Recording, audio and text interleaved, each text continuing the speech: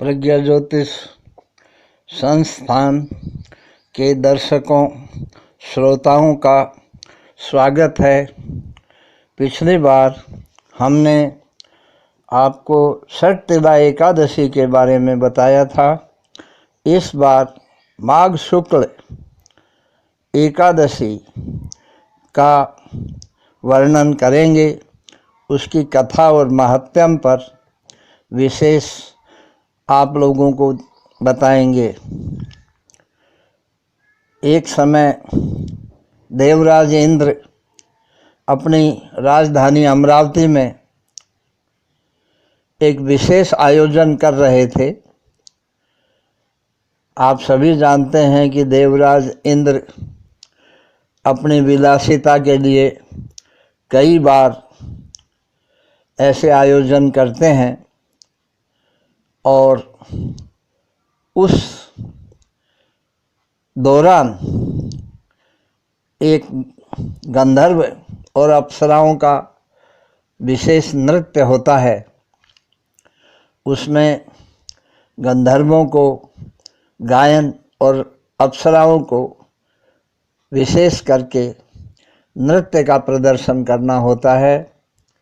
ऐसे ही एक अवसर पर एक गंधर्व गायन के दौरान अपनी पत्नी के साथ कुछ अभद्र व्यवहार करते इंद्र को दिखाई दिया।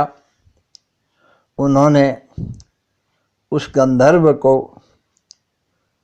श्राप दिया कि आपने मेरी इस सभा में अभद्रता का प्रदर्शन कर अपनी मर्यादाओं का उल्लंघन किया है, अतः तुम मृत्यु लोक में जाओ और पिशाच योनि में जन्म लो।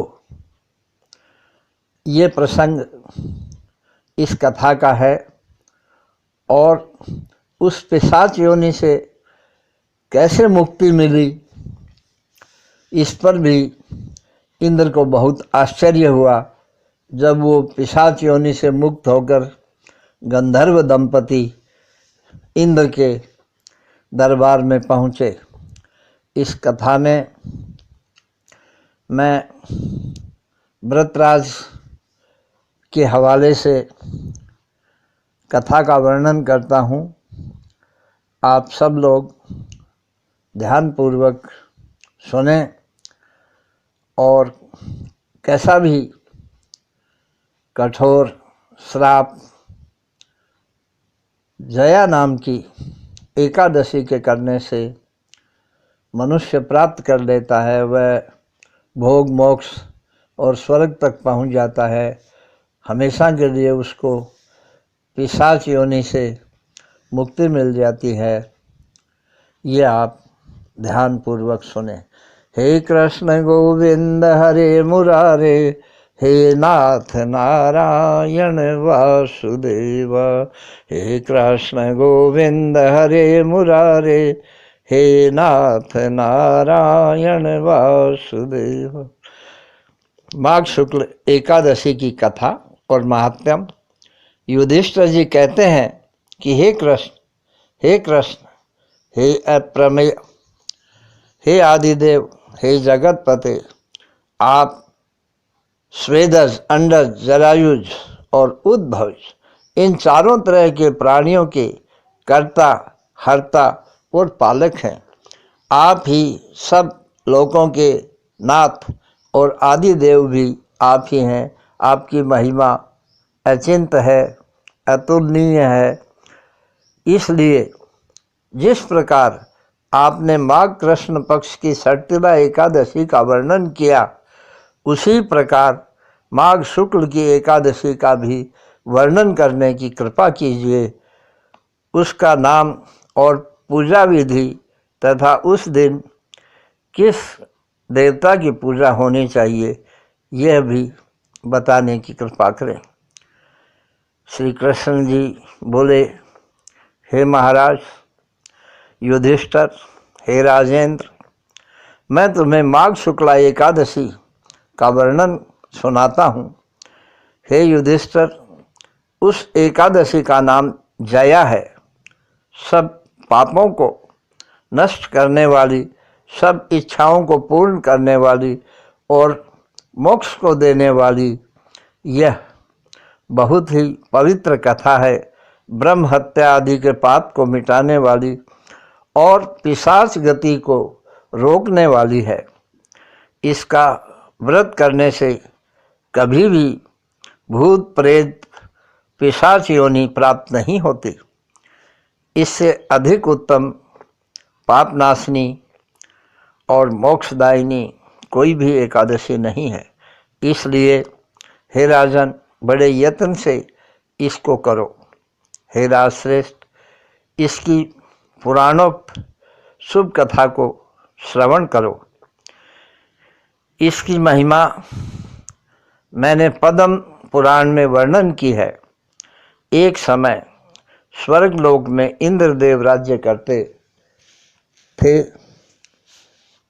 इसके शासन में देवतागण सुंदर अमरावतीपुरी में बड़ा ही सुख भोग रहे थे। सदा अमृत पान करना और अप्सराओं का भोग करना इनकी प्रधान आदत है। उस जगह पारिजात नाम के स्वर्गीय वृक्षों से सुशोभित नंदनवन भी है, जहाँ देवता अप्सराओं के साथ रमण करते हैं। हे राजन, एक समय यह इंद्र जबकि अप्सराओं से रमण कर रहा था, तब हर्षातिरेक से उसने 50 करोड़ नर्तकी, अप्सरा और गंधर्व लोगों को गाना का प्रोग्राम रखा। प्रसिद्ध गायनाचार्य गंधर्वराज पुष्पदंत तथा चित्रसेना नाम की अपनी पुत्री के साथ चित्रसेन भी वहीं उपस्थित हुए। इस चित्रसेन गंधर्व की स्त्री का नाम मालिनी था, जिससे पुष्पवान नाम का लड़का उत्पन्न हुआ। इस पुष्पवान के माल्यवान पुत्र हुआ। इस माल्यवान पर एक पुष्पवती नाम की गंधर्वी मोहित हो गई। उनसे इस मारे कामदेव के तीक्ष्ण बाणों से घायल हो गई। उसके भावपूर्ण कटाक्षों से एवं रूप लावण्य की संपत्ति से माल्यवान भी उसके वशीभूत हो गया।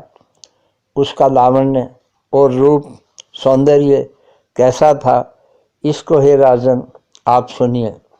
उसकी भुजाएं कामदेव के साक्षात कंठपास, मुख चंद्रमा के समान सुंदर और आंखें कानों तक लंबी थी। कान कुंडलों से सज रहे थे। गले में हार तथा दूसरे अनेक प्रकार के अलंकारों से उसकी सुंदरता बढ़ रही थी। कंठभूषण और दिव्य आभरणों से वह सज रहा था। उसके पुष्ट और ऊपर उठे हुए स्वर्ण कलश जैसे मालूम होते थे। उदर बहुत पतला तथा मध्य भाव मुष्टि मात्र था। विशाल नितंब और जघनास्थ बहुत विस्तृत था। उसके चरण रक्त कमल जैसे सुंदर थे। ऐसी पुष्पवती पर माल्यवान भी मोहित हो गया। ये लोग इंद्र को प्रसन्न करने के लिए नाचने और गाने में आए थे। जिस समय ये दोनों माल्यवान और पुष्पवती अप्सराओं के साथ गा रहे थे, तब उनका मन विचलित हो रहा था। कामोन्माद के कारण गाना लय शुद्ध नहीं थे। ऐसा मालूम होता था मानो उन्हें कोई चित्त भ्रम हो गया हो। एक दूसरे को दृष्टि लगाकर देख रहे थे। दोनों काम बाणों के वशीभूत हो चुके थे। इस समय इंद्र ने उनके मनों की भावनाओं को समझा और जान लिया कि इसका मन हिलडुल चुका है और इसके कारण उसने इसे अपमान समझा। अपने अपमान से तथा सामयिक क्रियाओं के लोप होने से और गायन के भंग होने से कुपित होकर देवराज इंद्र ने दोनों को ये शाप दिया कि हे नालायकों, तुमने पापगत होकर मेरी आज्ञा को भंग किया है, जाओ, चले जाओ, तुम्हें धिक्कार है। तुम दोनों स्त्री पुरुष के रूप में ही मृत्यु लोक में जाकर पिशाच योनि में अपने कर्मों का फल भोगो। इस प्रकार इंद्र के श्राप से दुखी होकर वे दोनों गंधर्व शाप मोहित हो हिमवान के निकट आए। दोनों उस शाप के प्रभाव से पिशाच योनि और दारुण दुखों को भोगने लगे। दोनों का हृदय संतप्त रहने लगा, ये महाकष्ट पाने लगे। तम के बढ़ जाने के कारण गंध, रस और स्पर्श का ज्ञान नष्ट हो गया। देहांत करने वाले दाह से पीड़ित हो गए। उन्हें कर्म के प्रभाव से कभी निद्रा का सुख नहीं मिला, किंतु एक दूसरे को खाते हुए वे लोग पहाड़ों के दर्रों में चले गए। जाड़े के शीत से पीड़ित होकर दांतों का रगड़ते हुए रोमांचित शरीर से दिन बिताने लगे। उनमें से एक दिन पिशाच ने अपनी पिशाची स्त्री से शीत के दुख में कहा कि हम लोगों ने बहुत बड़ा पाप और उसका फल श्राप हमें मिला है। जिस बुरे कर्म से हम यह नरक रूप पिशाच योनि में प्राप्त हुए, मैं इस निंदित पिशाच योनि को दारुण नरक मानता हूँ। इसलिए जब कभी हम कोई पाप किस तरह भी नहीं करना चाहिए, वे इस चिंता में दुख के सताए हुए रह आए। देवयोग से इसी अवसर में माघ महीने की जया नाम की शुक्ला एकादशी भी आ पहुंची, जो तिथियों में सबसे उत्तम तिथि है। एकादशी से बढ़कर कोई तिथि नहीं है, एकादशी से बढ़कर कोई व्रत नहीं है।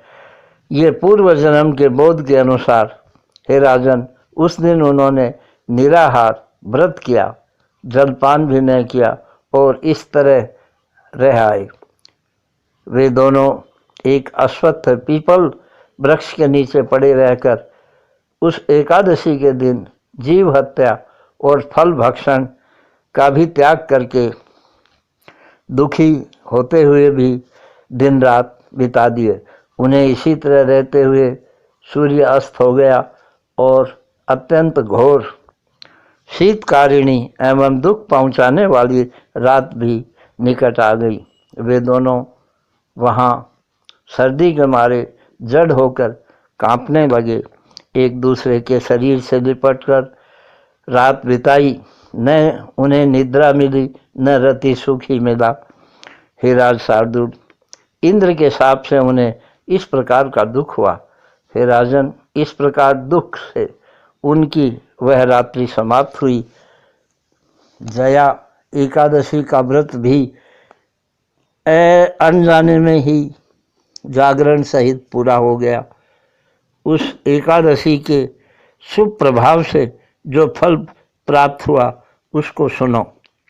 द्वादशी के प्राप्त हो जाने पर उन्होंने जया एकादशी के व्रत का पारण किया। हे राजन, इस व्रत के प्रभाव से भगवान विष्णु की कृपा उन पर हुई और उनका पिशाच योनि से उनको मुक्ति मिल गई। ये दोनों पुष्पवती और माल्यवान पहले के गंधर्व रूप को धारण करते हुए अपने पुराने प्रेम से युक्त हो अप्सराओं के साथ अलंकारों से अलंकृत होकर अप्सराओं से सेवित हुए विमान पर सवार हो गए। तुम्र आदि गंधर्व स्तुति करते थे और बड़े हाव भाव से युक्त हो। इस प्रकार वे दोनों फिर अपने सुंदर स्वर्ग में पहुँचे।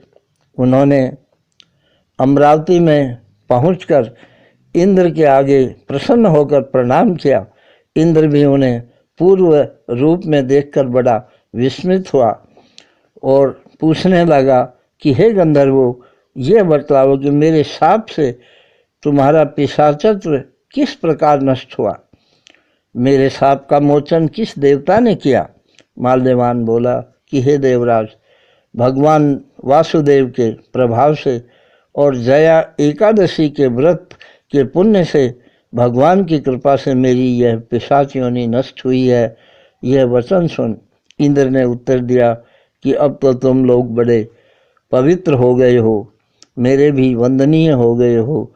हरिवासर को करने वाले, विष्णु भक्ति में लीन रहने वाले तथा जो लोग सदा हरि भक्ति में ही अपना समय बिताते हैं और जो शिव भक्त हैं, वे सभी लोग मेरे पूजनीय हैं, स्वर्ग में भी वंदनीय हैं। इसलिए तुम अब पुष्पवती के साथ स्वर्ग में आनंद से विहार करो, इच्छापूर्वक भोग प्राप्त करो।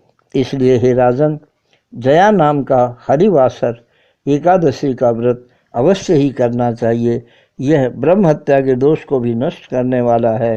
हे राजन, उसने सब दानों को दिया और सब यज्ञों का किया और सब तीर्थों में स्नान किया।